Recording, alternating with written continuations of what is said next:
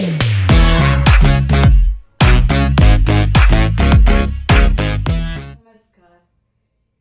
पिछले वीडियो में मैंने स्वर संधि की विस्तृत व्याख्या उसके भेदों के साथ की और अब मैं उम्मीद रखती हूँ कि स्वर संधि पूरी तरह से आप लोगों को स्पष्ट हो गया होगा, उसकी पहचान क्लियर हो गई होगी कि कैसे हम पहचाने कि स्वर संधि के ये कौन से भेद हैं। आगे उसी क्रम में संधि का दूसरा भेद व्यंजन संधि, उसकी तरफ बढ़ रही हूँ। स्वर वर्ण या व्यंजन वर्ण के कारण जो व्यंजन वर्ण में विकार उत्पन्न होते हैं, परिवर्तन होते हैं, उसे व्यंजन संधि कहते हैं। व्यंजन संधि के बहुत सारे नियम हैं। कुछ महत्वपूर्ण नियमों को आज मैं समझाने जा रही हूँ। पहला, झलांग जसो अंते। व्यंजन संधि के जो कुछ नियम है उसमें पहला नियम मैं समझाने जा रही हूँ, झलांग जसो अंते। इसका मतलब होता है यदि वर्ग के प्रथम वर्ण के बाद किसी वर्ग का तृतीय चतुर्थ वर्ण रहे या य र ल वो रहे या कोई स्वर वर्ण रहे तो प्रथम वर्ण का उसी वर्ग का तृतीय वर्ण हो जाता है। जैसे कि क ख ग घ अंग, अगर ये प्रथम एक वर्ग है तो उस वर्ग का तृतीय वर्ण हो जाता है। अब क ख ग घ है तो क अगर पहला वर्ग है तो उसका तीसरा वर्ग ग हो जाएगा, यानी कि प्रथम का तृतीय। तो यदि वर्ग के प्रथम वर्ण के बाद किसी वर्ग का तृतीय चतुर्थ वर्ण रहे या य र ल वो रहे या कोई स्वर रहे तो प्रथम वर्ण का उसी वर्ग का तृतीय वर्ण हो जाता है। जैसे कि दिग्गज, यानी दिक जोर गजा, अगर इसका मैं विच्छेद करती हूँ दिग्गज का तो इसका बनता है दिक जोर गजा। अब दिक संधि से पहले यानी जोड़ से पहले क है तो इसका जो है तृतीय वर्ण हो जाता है दिक, यानी क का तृतीय वर्ण ग हो गया। तो जब इसका संधि किया गया तो ये क्या बना, दिग्गज। उसी तरह से दूसरा उदाहरण लेती हूँ मैं, अज जोड़ अंतः अजंतः। अब यहाँ पर अच जोड़ अंतः, अब चौ का तृतीय वर्ण होता है चौ छ ज। अब यहाँ पर जब अगर चौ का ज हो गया और इसको मैंने विच्छेद किया, संधि किया तो तृतीय वर्ण बन गया अजंतः, यानी अच जोड़ अंतः। अब चौ का तृतीय वर्ण ज है तो इसीलिए इसको जोड़कर बना अजंतः। झलांग जसो अंते के अंतर्गत पहले वर्ण का तृतीय हो गया, यानी चौ छ ज, तीसरा ज हुआ इसलिए अजंता हो गया। आगे दूसरा उदाहरण मैं लेती हूँ, तद्रूपम, यानी तत् जोड़ रूपम। अब तत् में त थ द, अगर त का द हो जाता है तो इसको जब जोड़ा जाएगा और ये र द में जोड़ दिया जाएगा तो द्रु होगा, यानी तद्रूपम। आगे है जगत जोर ईसह, तो का अगर मैं द करती हूँ तो हो जाता है जगदीसह, यानी तो का द तो जगत जोर ईसह जगदीसह। फिर आगे उदाहरण है अबजम, अप जोर जम, अब प फ ब, प का तीसरा वर्ण हो जाता है ब। अब ब को जब मैं जोड़ती हूँ तो अबजम हो जाता है, यानी प का जब ब हो गया तो अबजम हो गया। समासूटी, अब स्वर संधि के दूसरे नियम है समासूटी।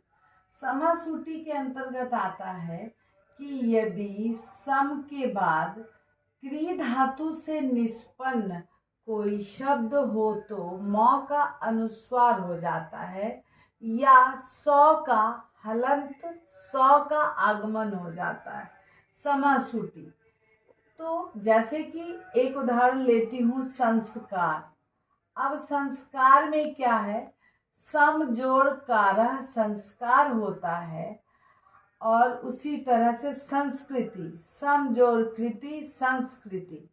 तो यहाँ पर है कि सम के बाद यदि क्री धातु से निष्पन्न कोई शब्द हो, सम के बाद क्री धातु से निष्पन्न, यानी सम जोड़ कार। अब कहते हैं कि इस मौ का अनुस्वार हो जाता है, इसलिए यहाँ पर संस्कार, सौ में अनुस्वार संस, और सौ का आगमन हो जाता है। तो इस मौ का अनुस्वार हुआ, और मौ का जो है वो मौ इसमें अनुस्वार हो गया, और उसके बाद सौ का आगमन हो गया, इसलिए संस्कार बना। उसी तरह से संस्कृति में सम जोड़ कृति यानी संस्कृति। आगे मैं समझाने जा रही हूँ तीसरा इसका वा पदांतस्य, कैसे व्यंजन संधि के नियम आते हैं। वा पदांतस्य यानी मौ के बाद कोई स्पर्श वर्ण आए तो हलंत वाले मौ का अनुस्वार हो जाता है, या बाद वाले वर्ण का पंचम वर्ण हो जाता है। मौ के बाद एक उदाहरण लेती हूँ मैं, अहंकार। अहंकार को अगर संधि कर विच्छेद करती हूँ तो होता है अहम जोड़ कारा। अब मैंने बताया कि मौ यानी हलंत वाले मौ का अनुस्वार हो जाता है, इसलिए यहाँ पर अहंकारा हुआ, या उसके बाद वाले वर्ण का पंचम वर्ण हो जाता है। तो पंचम वर्ण या तो मैं अहंकार करूं या अहंकारः करूं, क्योंकि इसका पंचम वर्ण हो जाता है। ये वा पदांतस्य सूत्र कहता है कि यदि मौ का अनुस्वार हो गया या बाद वाले वर्ण का पंचम वर्ण हो गया। तो एक अगला उदाहरण लेती हूँ मैं, किंचित। तो इसको विच्छेद करती हूँ तो किम जोड़ चित, यानी मौ का अनुस्वार हो गया इसलिए किंचित हो गया, और या तो फिर बाद वाले वर्ण का पंचम वर्ण हो गया इसलिए ये किंचित हो गया। आगे मैं एक उदाहरण लेती हूँ, संगमः।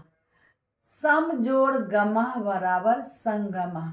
अब मौ का अनुस्वार हुआ इसलिए संगमः हो गया, या फिर बाद वाले वर्ण का पंचम वर्ण हो जाता है, तो यहाँ पर संगमा हो गया, यानी पंचम वर्ण, यानी क ख ग घ अंगो, अंगो पंचम वर्ण हुआ, इसलिए इसको इस तरह से भी हम लोग लिख सकते हैं, संगमा। फिर है पंचम या पंचम, इस तरह से दोनों तरीके से पंचम हम लोग लिखते हैं। तो पंचम या पंचम, पंचमः या पंचमः। तो यहाँ पर पम जोड़ चमा, यानी कि मौ, हलंत वाले मौ का अनुस्वार हो गया इसलिए पंचमा हो गया, या फिर बाद वाले वर्ण का पंचम वर्ण हो गया इसलिए इस जगह यों लग गया, यानी चौ छ जौ जौ यों। ये बाद वाले वर्ण का पंचम वर्ण यानी चौ का पंचम वर्ण हो गया यों, इसलिए पंचम कहलाया।